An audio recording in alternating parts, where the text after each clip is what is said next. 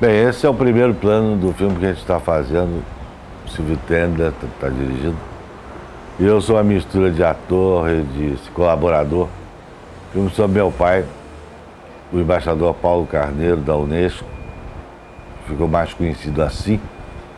Embora tenha sido um químico bastante importante na época dele, ele tinha uma capacidade de ser brasileiro e ao mesmo tempo universal, cuidar desse patrimônio da humanidade. Ele era uma pessoa, sobretudo, generosa. Paulo Berredo Carneiro foi o agente da alquimia que misturou a vocação cosmopolita da ciência às raízes tropicais do Brasil. Nasceu no Rio de Janeiro em 1901. Mário Augusto Carneiro, fotógrafo, cineasta, pintor, gravador, arquiteto. Carioca de corpo e alma, nascido em Paris em julho de 1930. Filho de Paulo Carneiro.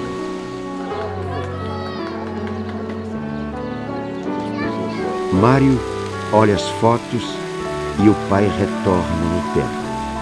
Espelho memória, parceria póstuma de entendimento e reconciliação.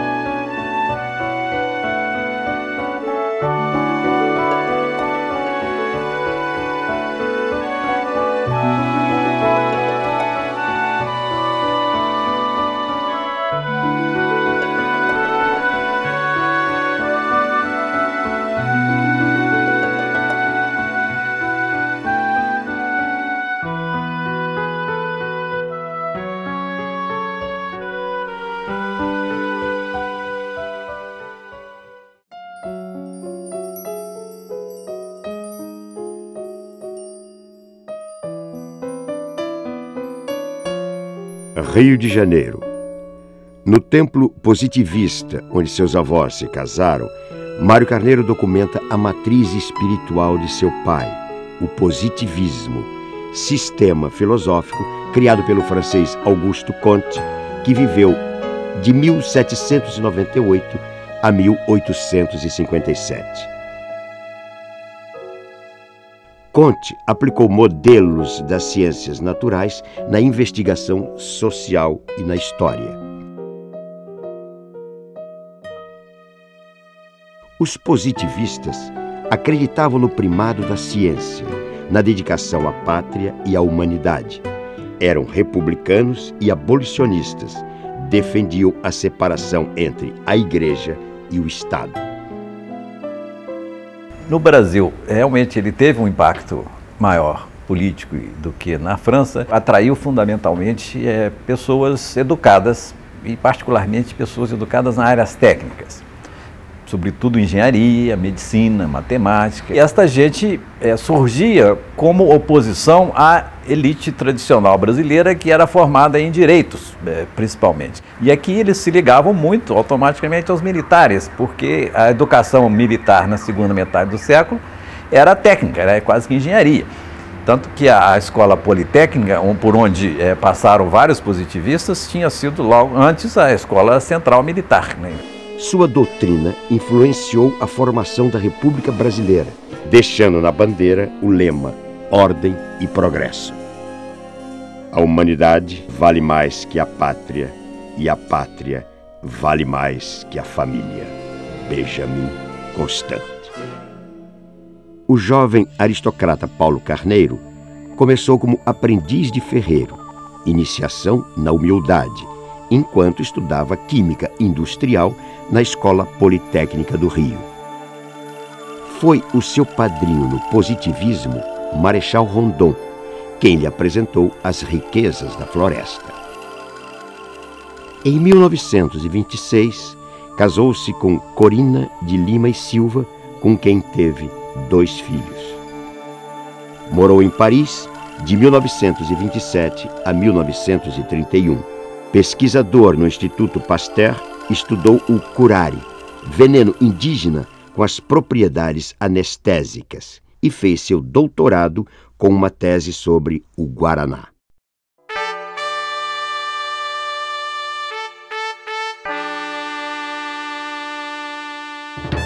No Brasil, a Revolução de 30 traz promessa de substituir a impostura republicana das oligarquias por uma república autêntica.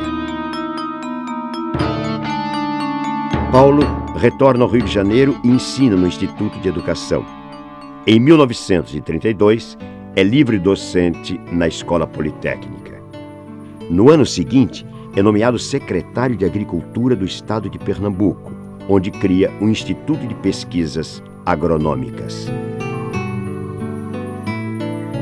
Paulo Carneiro tentou fazer uma reforma agrária em Pernambuco e ele se indispôs com os grupos, a oligarquia da época, e com isso ele não ficou bem visto na região e sofreu pressões. E quando ele volta para o Rio, ele tinha recebido um convite para voltar para o Instituto Pasteur. E ele vai, então, se refugiar, entre aspas, em Paris.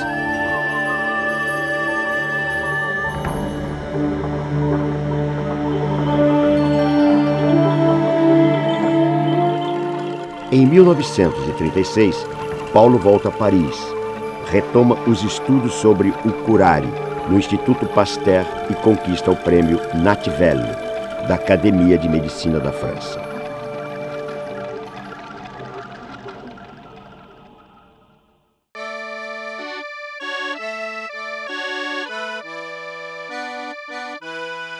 Para Comte, Paris é a França, o Ocidente, o mundo.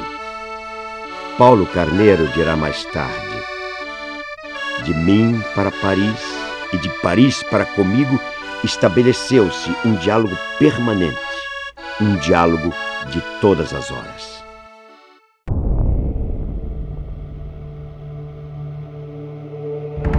O passeio triunfal de Hitler por Paris, em junho de 1940, anuncia um mundo de ódio e humilhação em que a morte vai se sobrepor à vida. Paulo recebe de seu pai uma carta solidária. É um grande consolo saber-se que no meio da catástrofe que desabou sobre o mundo, há um punhado de brasileiros acompanhando de perto os sofrimentos da França, partilhando da sorte de Paris e colaborando com as forças espirituais que na incomparável metrópole se esforçam por manter bem alto o espírito de resistência do mundo inteiro. Mário Barbosa Carneiro. Em 1942, com a entrada do Brasil na guerra contra o nazismo, Paulo Carneiro é detido na Alemanha por 2 vezes.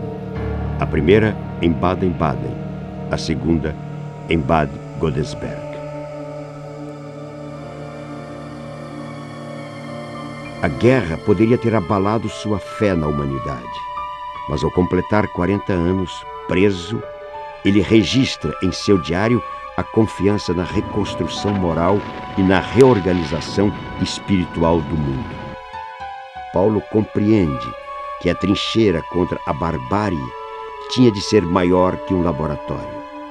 A luta pela paz exige um humanismo militante e continuado. Depois de 14 meses de detenção, Paulo Carneiro e seus companheiros são trocados por diplomatas alemães.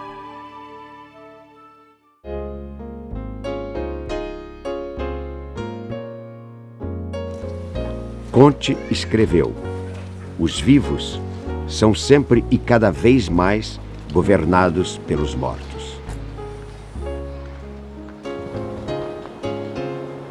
Essa herança brasileira dessa geração do meu pai, que teve uma formação assim positivista, era muito romântica, muito utópica, muito assim, kantiana nesse sentido da crença na ciência, da crença nesses valores.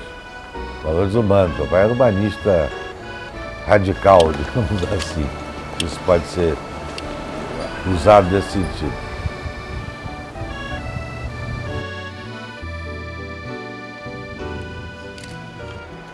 Aqui eu acho que já é uma fotografia tirada de cima do teto da Unesco.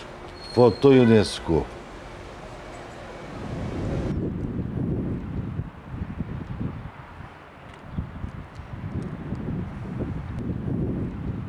O artigo 1º da Unesco, aliás, diz que a guerra nasce na mente dos homens e que é na mente dos homens que as trincheiras da paz devem ser estabelecidas.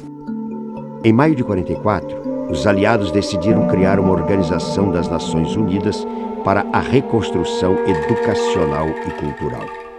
Indicado pelo embaixador Sousa Dantas, Paulo Carneiro participa da Conferência de Londres e cria a Unesco. E em janeiro de 46 é convidado para ser nosso delegado permanente.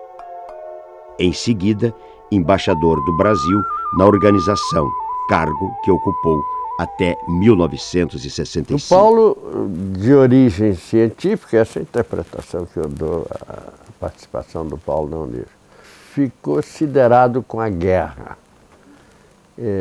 E isto o levou a dedicar o resto da sua vida à luta pela paz, através da cultura, através da visão que ele próprio tinha do positivismo como uma espécie de religião da humanidade, como aliás queria o Augusto Conte. E nisto ele, nesta luta pela paz, através da cultura, ele pôs a sua extraordinária inteligência, o grande orador que ele era, e sobretudo um diplomata incansável. Quer dizer, o Paulo era capaz de ver o ponto de vista do outro. Um exemplo disso é a famosa resolução da Unesco sobre a tolerância, que o Paulo redigiu com o núncio apostólico que veio a ser o João 23 depois. Paulo Carneiro, on peut dire qu'il fait partie des 3 ou 4 personnes qui ont créé ce qui est devenu à la fois plus et moins, enfin, une énorme institution qui n'a pas toujours une capacité de créer des idées nouvelles, mais enfin, qui quand même a marqué son temps. Et ses débuts, je pense que ces débuts de l'UNESCO ont été quelque chose d'important dans la vie intellectuelle du monde. Parce qu'il y avait d'abord l'ouverture internationale, une volonté d'intervenir pour sauver un patrimoine ou pour aider à l'alphabétisation ou pour aider au développement des recherches ou des fouilles, etc. Enfin, je trouve que ça a été une belle chose. Et moi, je souhaite beaucoup que les gens qui ont joué un rôle essentiel là-dedans soit mieux connu, enfin que l'histoire de la création, de l'invention de l'UNESCO soit mieux connue, et il n'y a aucun doute que Paulo Carneiro, qui ne se voulait pas un homme public, si vous voulez, au sens de très visible, que Paulo Carneiro a été un des 3 ou 4 qui ont pensé et réalisé l'UNESCO et qui ont inscrit a son actif quelques-unes de ses plus grandes réussites. Na história da Unesco se diz que a palavra ciência, a Unesco é a Organização das Nações Unidas para a Educação, para a Ciência, para a Cultura e para a Informação e Comunicação. A intenção inicial era não incluir a ciência. A ciência não era parte da organização que se projetava em Londres. E teria sido o Paulo, com o Sir Julian Huxley, grande cientista, grande biólogo, que com o Paulo insistiram sobre isso, sobre o papel da ciência, sobretudo por causa do papel que a ciência teve durante a guerra. Todos os aspectos que impressionavam muito Paulo, né? Os aspectos éticos insatisfatórios, para dizer o mínimo, da utilización de la ciencia por los nazistas. En realidad, el anagrama de la UNESCO en aquellos momentos parecía que iba a ser UNESCO, o sea, Organización de las Naciones Unidas para la Educación y la Cultura. Y fue Paulo Berredo Carneiro, de su puño y letra, quien redactó los documentos que convencieron a la UNESCO que debía incorporar el elemento ciencia, la famosa S de Science, que ahora está ya, pero también en el contexto de cultura y de educación, la utilización de las ciencias sociales como base para los programas de la UNESCO. Es decir, fue él quien quiso darle a la UNESCO esa sólida base que solamente nace del pensamiento positivista, de que es la lógica de la naturaleza, entendida y analizada por el hombre, la que puede dar base sólida a las ideologías, a los proyectos y muchas veces incluso a la vida personal de los seres humanos. Ele é conhecido por todas essas atividades maravilhosas da Unesco, inclusive o próprio prédio da Unesco, cujo projeto teve Lúcio Costa como consultor, já foi uma iniciativa sugerida por Paulo Carneiro.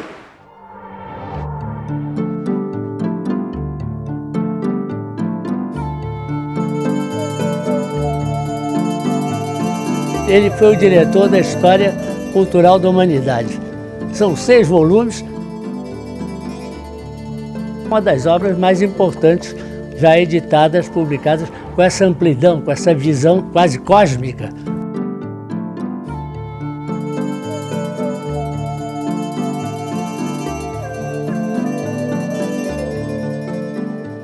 Como diz o Marxismo-Leninismo, 1975, autoritarismo dos Estados fascistas, ideia de superioridade racial da Alemanha nazista, populações da África do Sul, a política do apartheid. Ele toca em tudo quanto é ferida mesmo, braba, né? Ao organizar a história do desenvolvimento científico e cultural da humanidade, Paulo materializou na UNESCO o sonho do amigo Julian Huxley. Descrever do ponto de vista universal a contribuição de cada época, de cada região, de cada povo ao surto científico e cultural da humanidade. Uma autêntica história universal com múltiplos pontos de vista e feita de culturas diversas. Deseja a UNESCO trazer a lume uma coletânea bibliográfica abrangendo um intervalo de 7 anos em que a guerra e suas consequências paralisaram todo o intercâmbio cultural e provocaram um isolamento sem precedentes na produção científica e literária dos diversos países do globo. Paulo Carneiro.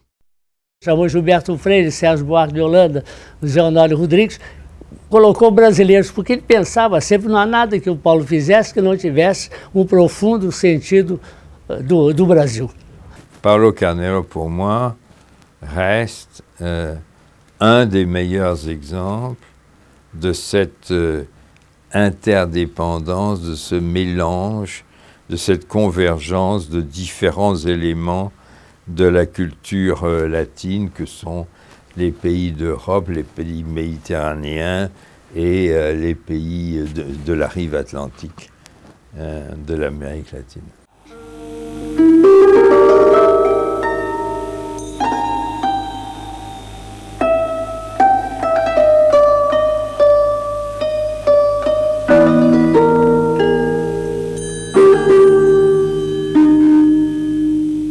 Sua maior proeza foi a campanha no Egito pelo translado para lugar seguro dos monumentos da Núbia, ameaçados pela represa de Assuã. Todo aquele imenso patrimônio da humanidade, essencial para a história do homem na Terra, ia desaparecer. E o Paulo conduziu uma campanha internacional para a salvação dos monumentos. É uma obra de engenharia, eu não diria tão grande quanto os próprios monumentos, mas não muito distante. Toda aquela imensidão de pedra foi toda cortada em bloco e transferida para 70 metros mais alto. E aquilo é um patrimônio inestimável da humanidade, lá o tempo do Ramsés II e de toda uma série de monumentos do Vale do Nilo, remonta aí a 3.000 anos.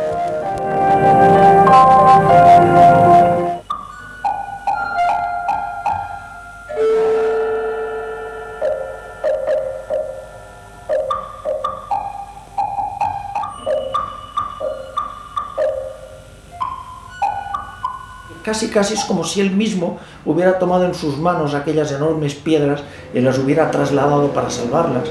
Y con esto demostró que la UNESCO podía tomar el liderazgo, no solamente en conceptos culturales, sino en protección adecuada del patrimonio cultural, en acción de asistencia técnica a los gobiernos para que estas ideas se transformaran muchas veces en monumentos tangibles, en protección adecuada a estos monumentos, solo para poner un ejemplo entre muchos. Au milieu des drames, des conflits, des divergences, des dissidences politiques ou religieuses, voilà que nous faisons renaître des temples bâtis il y a quelques milliers d'années par des rois, par des princes, et tout cela en vue de développer le sentiment de continuité historique. C'est à lui que nous devons, à lui et à d'autres bien sûr, que nous devons les nouveaux chantiers que l'UNESCO a essayé de défricher.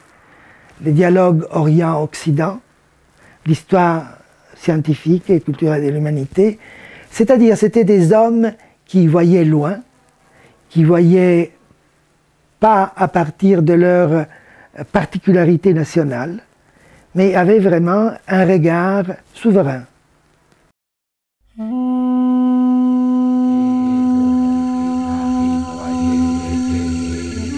Seu projeto de pesquisa da Ileia por sábios de diferentes nações foi rechaçado pela desconfiança de grupos nacionalistas no Brasil que temiam a apropriação internacional da Amazônia. A ideia da pesquisa sobre toda a dinâmica do sistema amazônico, da interação do solo, água, atmosfera,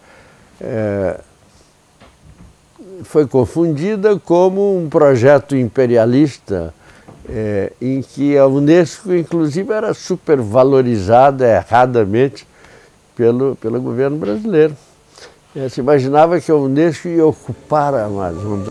Além das atribuições científicas que tem, deverá o Instituto da Ileia contribuir para a aproximação do Brasil e de seus países vizinhos, desenvolvendo a solidariedade internacional pelos elos da educação, da ciência e da cultura.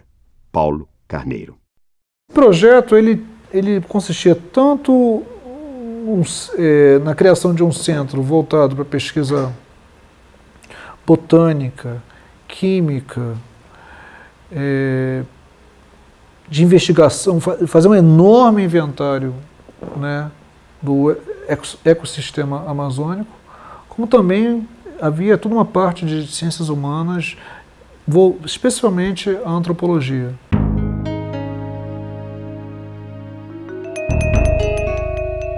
Depois de preservar o passado, abriu as portas do futuro para os jovens cineastas do cinema novo brasileiro.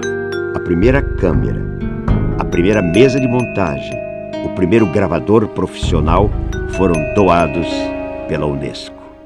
Vem para cá, financiado pela Unesco, o Arnes Sukersdorf, que deu aulas aqui para todo mundo, trazendo material mais moderno que havia cinematografia, que era uma câmera a reflex leve, conjugada ao Nagra, já com motor de cristal e tudo. Então, e uma moviola que até hoje está no Museu de Arte Moderna. Foi chamado de Nações Unidas, não? Trabalhar no Rio com cinema novo. Começou o cinema novo, com Arnaldo Jabbour. O Luiz Carlos Saldanha fez o curso, Antônio Carlos Fontoura, Dini Lutfi, eu, Vladimir Herzog, o Arnaldo Jabbour era o intérprete do curso. O Nagra foi usado para fazer gravações para Garrincha Alegria do Povo, Desafio. A mesa de Steinbeck, essa mesa de Steinbeck foi montada nela desde Maioria Absoluta, o final de Gangazumba, os Fuzis, aí inúmeros outros filmes.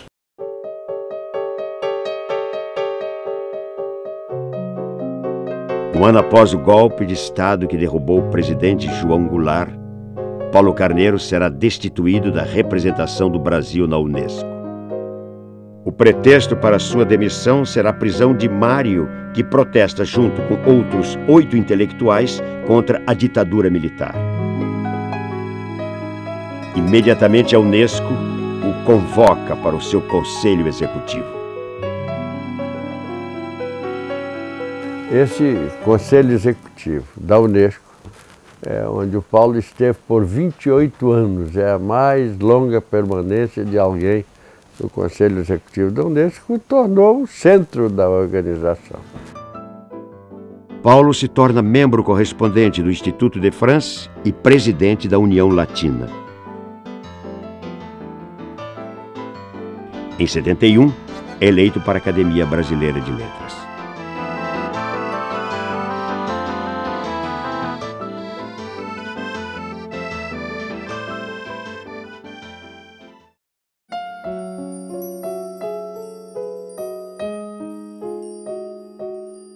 Desde que chegou a Paris em outubro de 1927, Paulo Carneiro, auxiliado por seu tio Otávio Barbosa Carneiro, dedicou-se a restaurar a casa da rua Monsieur le Prince, onde Augusto Comte passou os últimos 16 anos de sua vida e onde veio a morrer.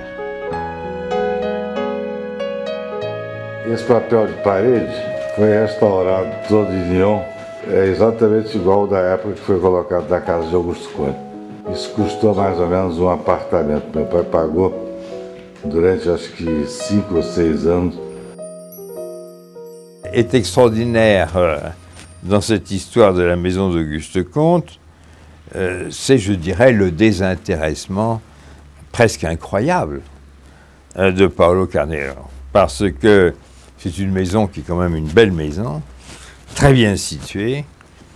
Je dirais, il lui était assez facile de gagner de l'argent, ou si vous voulez, de trouver à sauver la maison tout en gagnant de l'argent.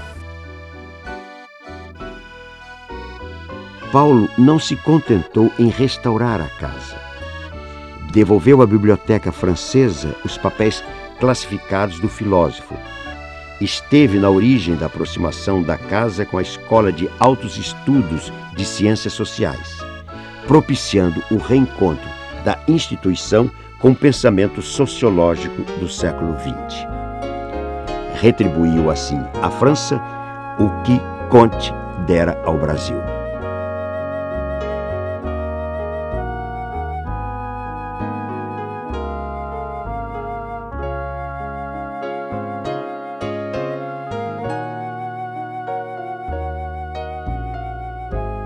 Em 2002.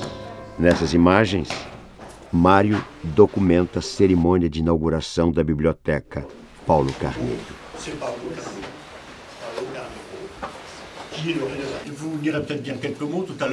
O improviso disfarça a emoção do filho. Bom, je suis très content d'être ici avec mon instrument de travail. Cette maison était toujours pour moi pleine de joie et maintenant de très bons souvenirs. Je crois que sa grande joie de vivre, c'était ici que s'est passé. Ce sont les meilleurs moments que j'ai comme souvenir de mon père. Je suis sûr que ça lui ferait un grand plaisir et que ça continue, comme a dit très bien ma chère cousine. Merci a todos. Mário e sua prima devolvem, em nome da família, parte do imóvel de Comte restaurado e revitalizado.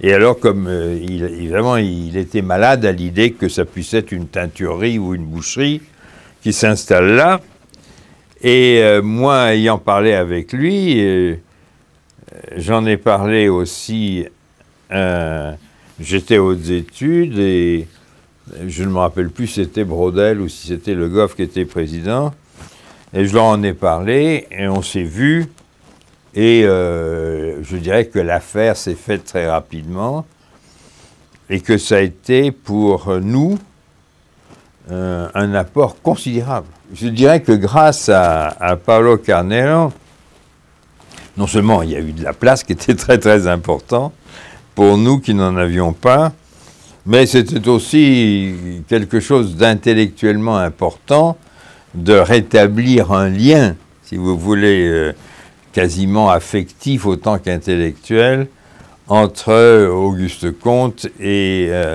l'école d'études en tant que le principal centre de sciences sociales en France.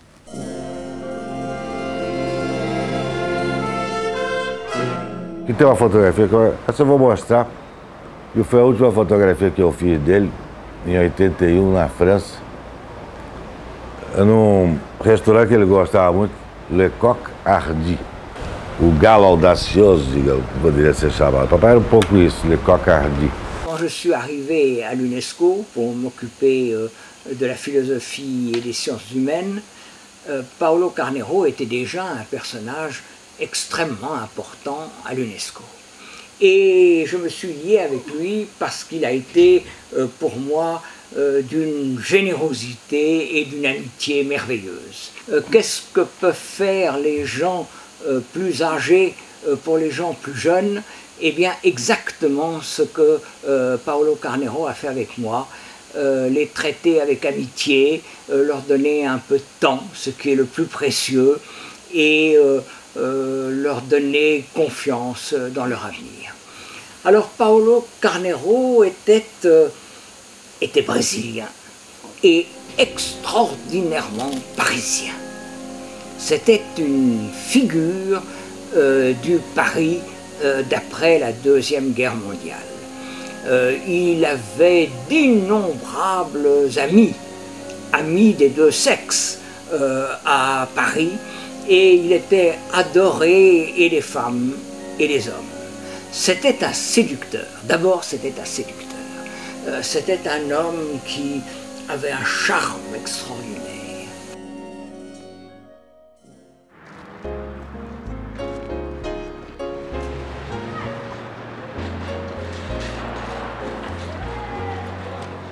Vous savez, vous m'avez fait un tel plaisir, parce que j'aimais beaucoup votre père.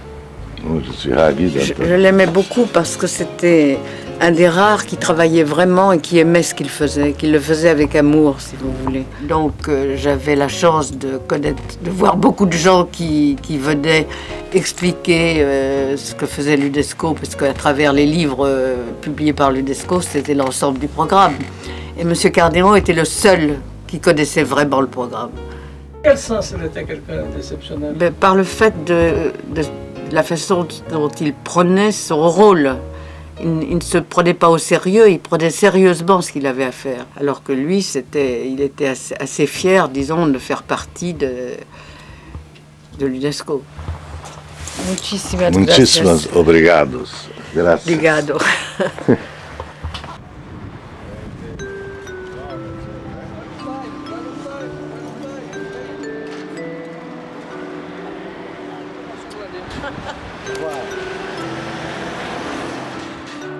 Paulo Carneiro morreu em fevereiro de 1982, aos 81 anos. Sua marca distintiva foi a tolerância intelectual e ideológica, a vocação da liberdade de ação e de pensamento, a civilidade e o espírito público, o profundo amor pelo Brasil.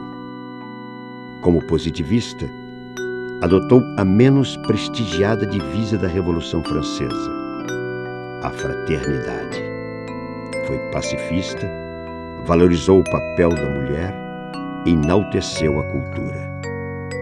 Por tudo isso, muitos o conheciam como Monsieur UNESCO, um dos brasileiros mais universais do século XX.